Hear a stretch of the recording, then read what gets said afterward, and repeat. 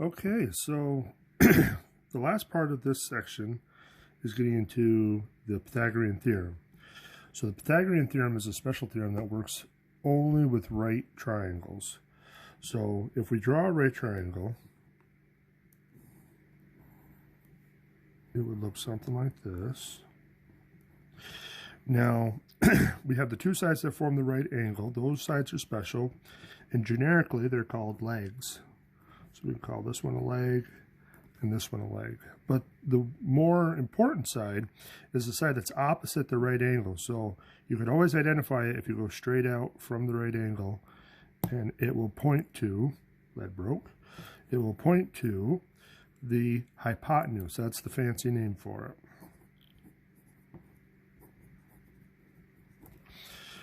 So that's generically what the three sides, how they relate to each other. So you got the hypotenuse, you got the leg, and the leg. So the two legs form the right angle, the hypotenuse is opposite. Once you've done that, you can then label them based off of letters. So the hypotenuse, again, is special, and that side is always side C. Side C. And then the legs, since they're kind of, interchangeable, we can call those sides A and B.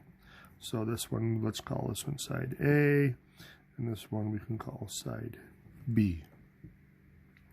So we got all three sides now, and once you have them labeled that way, then they must satisfy this equation. So you got c squared equals a squared plus b squared. So you got the hypotenuse is always all by itself, and then you got the legs are all together on the other side. And it doesn't matter which way you write it. You could have it the other way around as well. So a squared plus b squared equals c squared. It's a nice way to remember it as well. So let's try it with a couple of examples. So we got a triangle here, and we're missing side C. So if we want to use the Pythagorean theorem, we would plug in the numbers. And we get c squared equals 8 squared plus 15 squared. And so then, if we square both of those first, because that would be the order of operations, you got to square before you add, you get 64 plus 225. And if we add that together, we get 289. And then to get to your last step, which is to find out what c is, we have to get rid of the squared, so we're going to square root. So you never thought you'd use square roots. Here's where you got to use them. So you got c equals the square root of 289, and the square root of 289 is 17.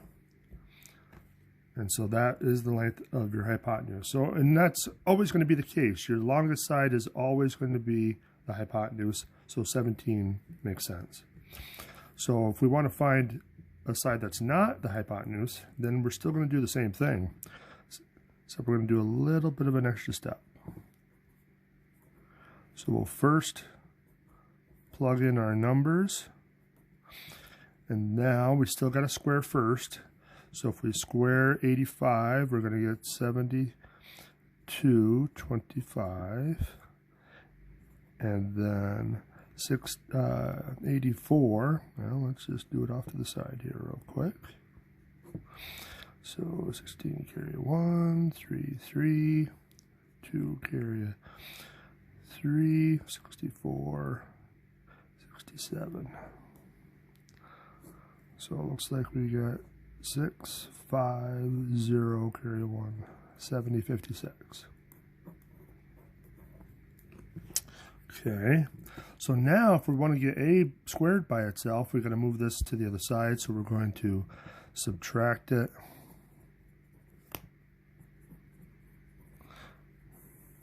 And that will get rid of it off the right side.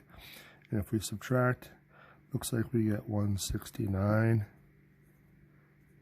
And now if we square root that,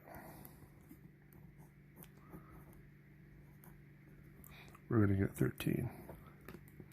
So that kind of gives you the idea with that, how to use that theorem. Now these last two questions I'm going to save and do in another video, because otherwise it's going to take forever to upload. All right, see you in a minute.